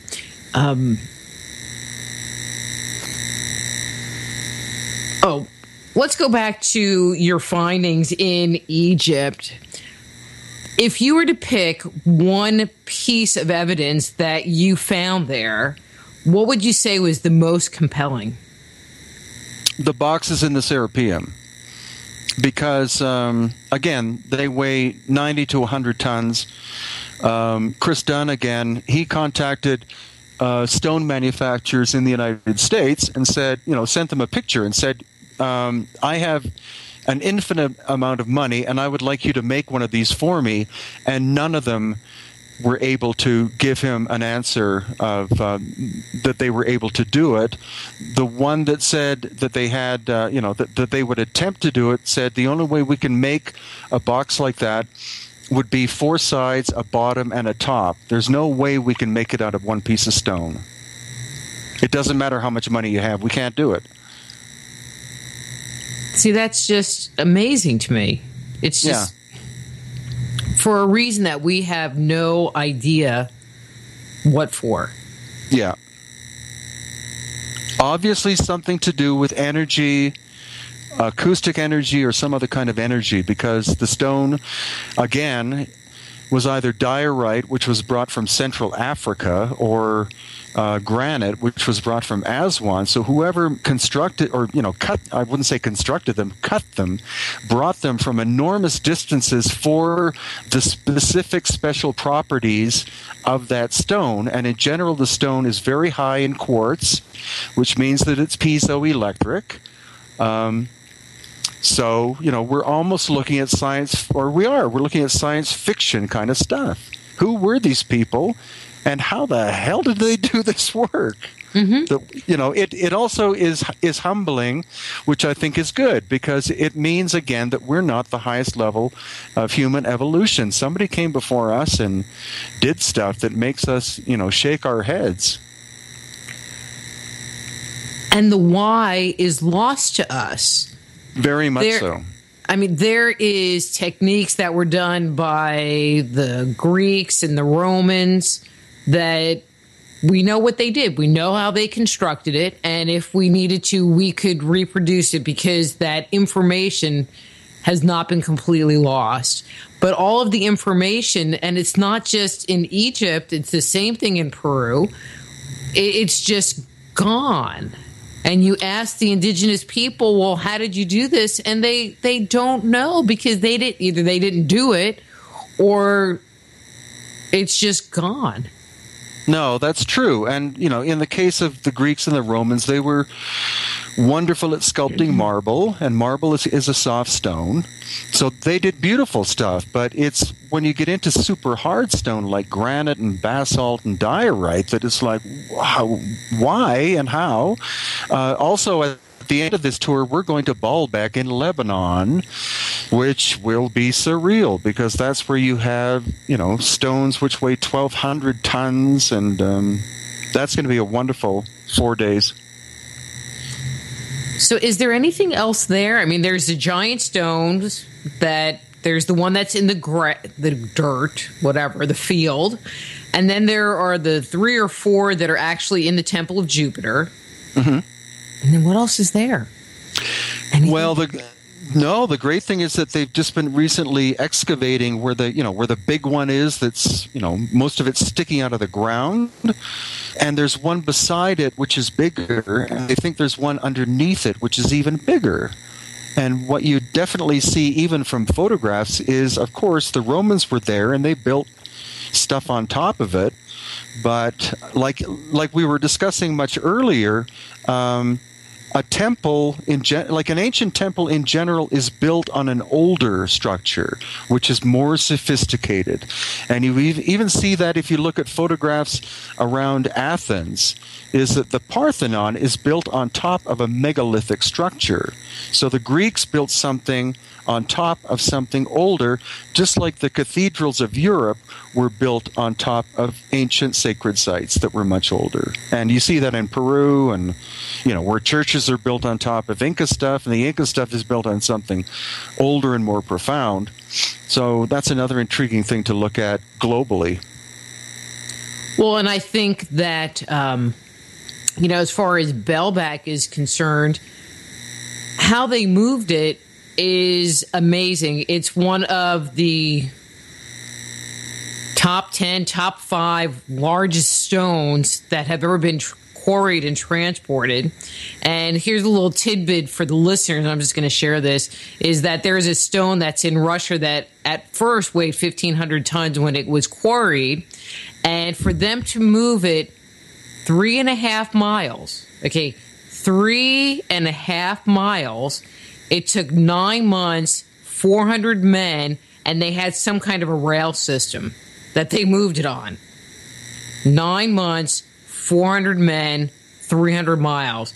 And we're talking some of these other stones, Egypt, Peru, that they were comparably as big with less technology, that they moved over bigger distances. And the ones in the cases you're talking about interlock with almost perfection. Or in the case of Bellback, they're like 20 feet in the air. Oh, yeah. Well, I can't wait to go to, that's a really amazing place, which, there are some photos on the internet and a bit of video, but to actually be there will be phenomenal. And so I may be able to write a book about Baalbek by itself, just because there isn't that much that's been written about it, aside from the fact that the Romans were there and did some stuff. Well, and I didn't know that they were doing any excavating there. That's kind of exciting, because it seems like that location hasn't been touched since the Romans. Yeah, and actually the excavations, I think, are still ongoing, and they started a few months ago. So we're talking, fresh evidence. I wonder if they'll let you get close to the site. Well, if they don't, then I'll fly the quadcopter over top of it. Any idea of who is doing who's the archaeologist in charge or whatever? We'll find that out beforehand. We still have plenty of time. I believe it's a German crew, Germans or Russians, or Germans and Russians, and we'll see. Some archaeologists are very nice and open to outsiders coming and sharing, their discovery. Mm-hmm. But again, when in doubt, I'll fly my little quadcopter over top and have a look. But I think we'll definitely be able to see what's recently been going on and see what else is there too. Or not the problem, but in general, when you have something famous like that and people talk about the trilithon, which are these three big stones, and then the ones sticking out of the ground in the quarry, they don't look around the area and see that in fact there's a lot more. And that's definitely the case in Peru when people talk about this structure, and then you walk like 500 feet and then you go, wait a second, this is part of that structure. So there's always more than what is generally perceived. And I think in the stones that are in the Temple of Jupiter, there are actually some holes drilled in them. A lot, yeah. Which would be really interesting based on your work in Peru and your work in Egypt, to see if they were cut with the same kind of technology.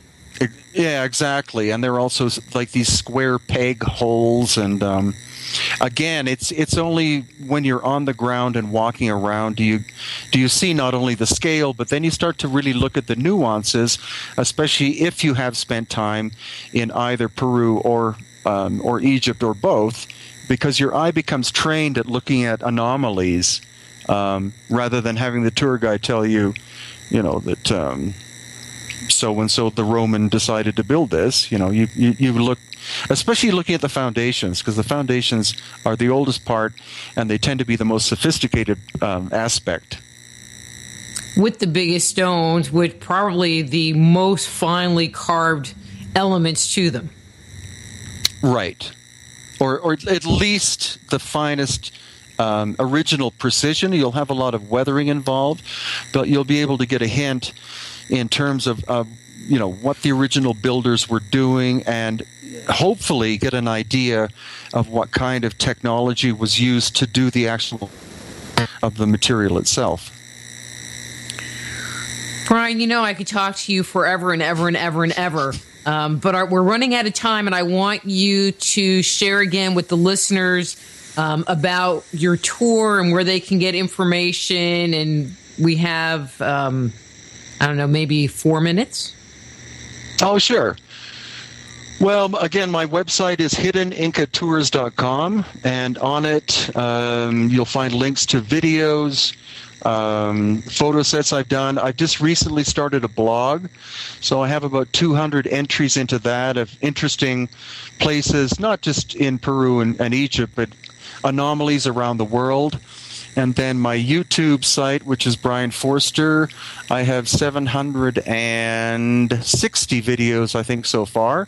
I do a new one approximately every 4 days, and now that I have my magical quadcopter, I've been able to fly over a number of ancient sites in Peru, and that'll give the listeners a perspective of places like Ollantaytambo or Sacsayhuaman or Pumapunku that they haven't seen before, because we were given permission from the director of each site to use the quadcopter.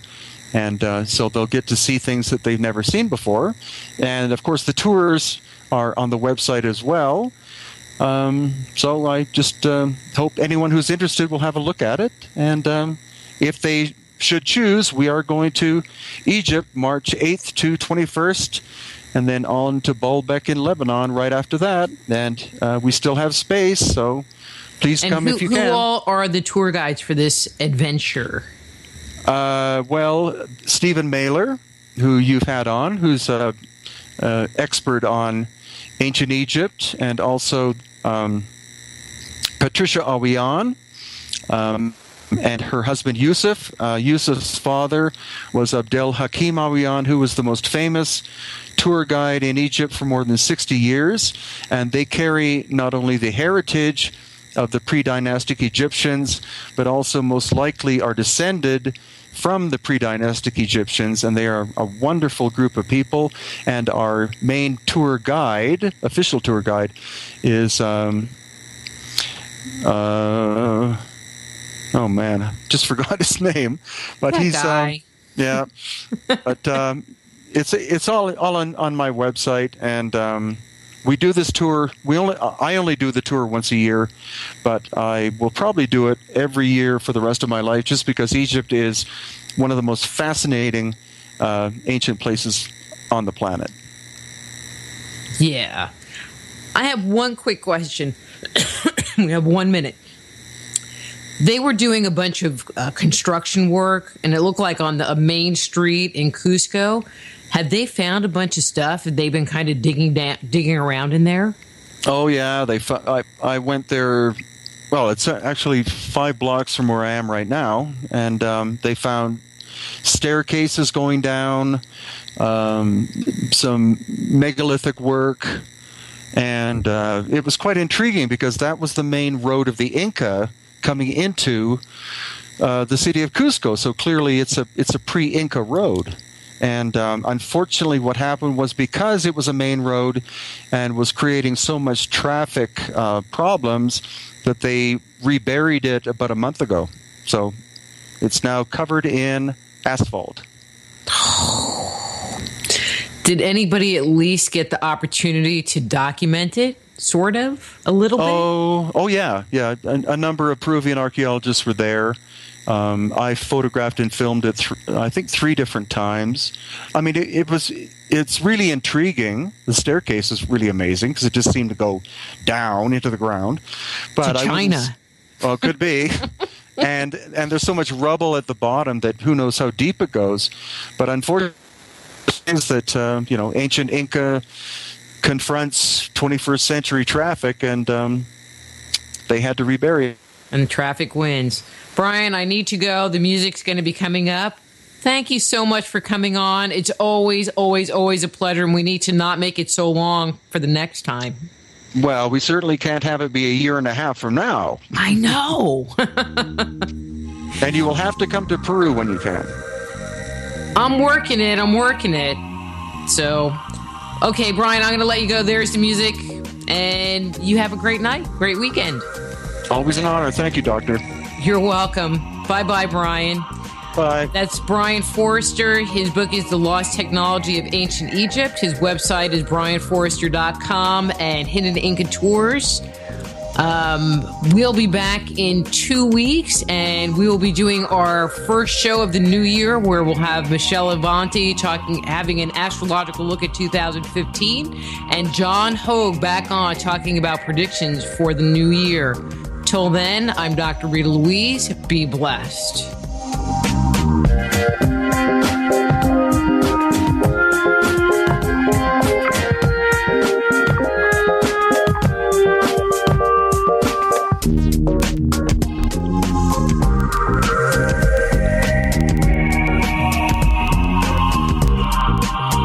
Join host Dr. Rita Louise each week at this time for Just Energy Radio.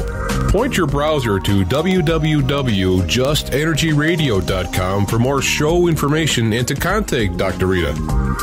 Until next time, remember, it's all just energy.